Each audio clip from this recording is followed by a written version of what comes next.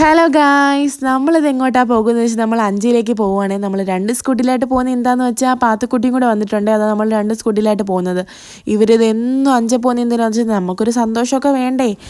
അങ്ങനെ അഞ്ചിലൊക്കെ ഒരു മാറ്റങ്ങൾ വന്നത് നമ്മളും കൂടി ഒന്ന് കാണണ്ടേ. അങ്ങനെ നമ്മളതൊക്കെ കാണാൻ വേണ്ടിയിട്ടൊക്കെ ഒന്ന് ഇറങ്ങിയതാട്ടോ. അങ്ങനെ ഫിസുവിൻ്റെ ഒരു ഡ്രസ്സൊക്കെ എടുക്കാൻ നമ്മളൊരു ഷോപ്പിൽ കയറിയിട്ടുണ്ടായിരുന്നേ. അങ്ങനെ അവിടെ കുട്ടികളുടെ ഡ്രസ്സ് ഇല്ലെന്ന് പറഞ്ഞെങ്കിൽ നമ്മൾ നോക്കി അവിടെ നിന്ന് 1-2 എടുത്തിട്ടുണ്ടായിരുന്നേ.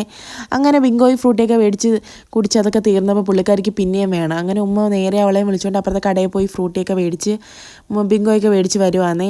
അങ്ങനെ നേരെ അവളൊരു ഉമ്മ കാണാതെ മുട്ടായിക്ക് എടുത്തുകൊണ്ടാട്ടോ ഓടി വന്നത്. അങ്ങനെ ഉമ്മ അതിൻ്റെ പൈസയൊക്കെ എടുത്ത് പിറകെ വരുന്നുണ്ടായിരുന്നേ. അങ്ങനെ നമ്മൾ നേരെ ബ്ലൂ ബേ കയറിയിട്ടുണ്ടായിരുന്നു.